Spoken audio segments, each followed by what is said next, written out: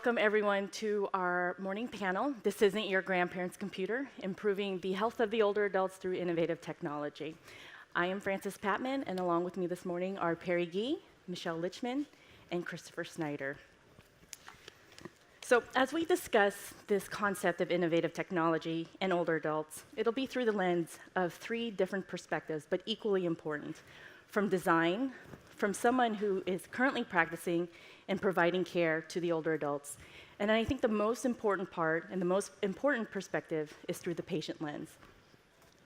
Now, my experience as an emergency department nurse, really, I witnessed firsthand some of the complications of chronic diseases and the older adults as they utilize emergency department services, and it's a huge problem.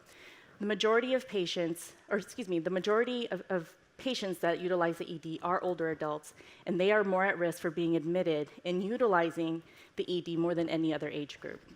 So this is something extremely important that we need to tackle as healthcare professionals and as patients.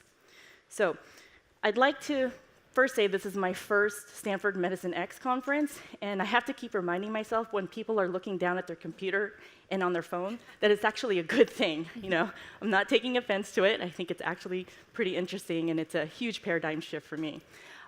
We like to make this as interactive as possible, so if you have any questions, there are mics placed throughout the room, and also you can tweet any questions. Chris is monitoring Twitter as we speak, so if you have any questions, we will get to that at the end of our presentation. So let's begin. Older adults, why is this important? Every one of us in this room is directly affected by this current problem. Either we know an older adult, we either care for an older adult as a professional, or personally. And ultimately, if you're not an older adult now, guess what? You're going to be. Whether it's in 10 years, 20 years, or 30 years, this is a huge problem. And technology is a great way to engage this population. One report stated that once older adults start using technology, about 71% use it on a daily basis. And that's pretty impressive. Most of our older adults reported that they use a cell phone and they own a cell phone.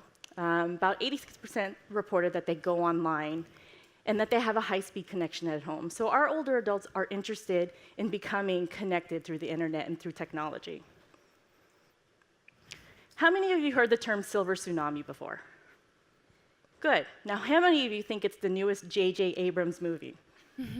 Okay, good. No one thinks that because that's not what it is. So silver tsunami really just represents this really apparent problem where all our baby boomers are either retiring in the next 5-10 years, and they're really going to impact our healthcare system. So this is a problem that has been talked about in the literature, that has been talked about in the media for several years, and it is something that is going to continue. And it's going to be problematic for us if we don't know how to care for these older adults. So I wanted to kind of just share this little text exchange with you.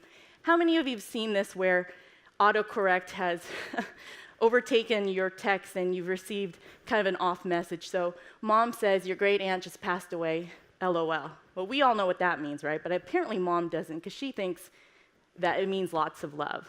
But it doesn't. It means laughing out loud. Here's another example of a text exchange between what looks like a provider and a patient. And the provider asks, how many days did you miss a dose of medication? And it asks them to text back the number of days that they missed a dose.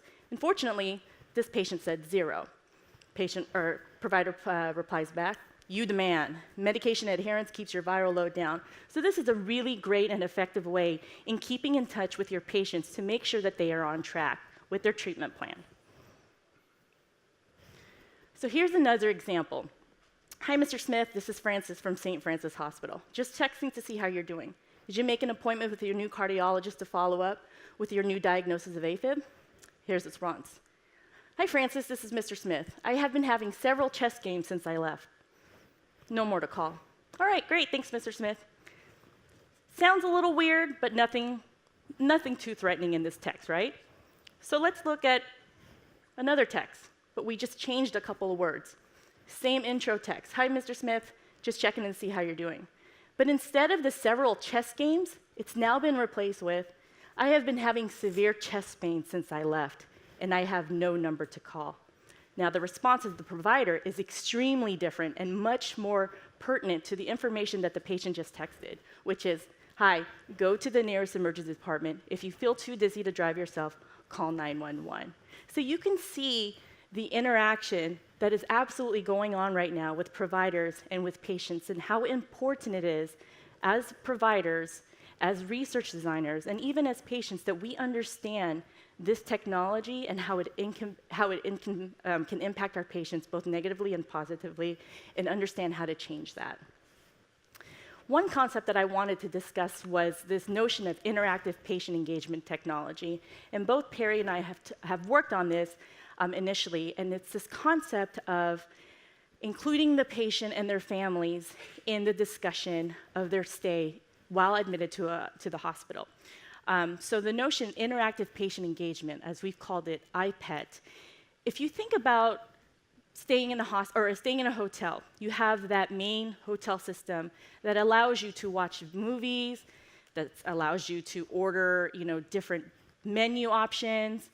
Think about that type of system in the hospital setting for both the patient and their families.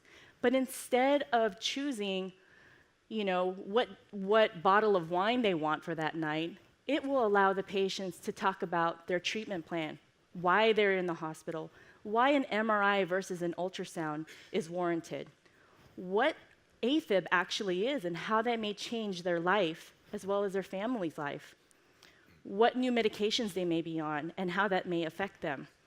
Additionally, as we heard this morning from one of our presenters, Yoko Sen, another aspect of interactive patient engagement technology, or IPET, is a way to help our patients relax while they're in the hospital, to become distracted, to not hear the constant beeping and the alarms of the hospital system, but to listen to music, maybe to listen to some spiritual readings based on their religious preferences.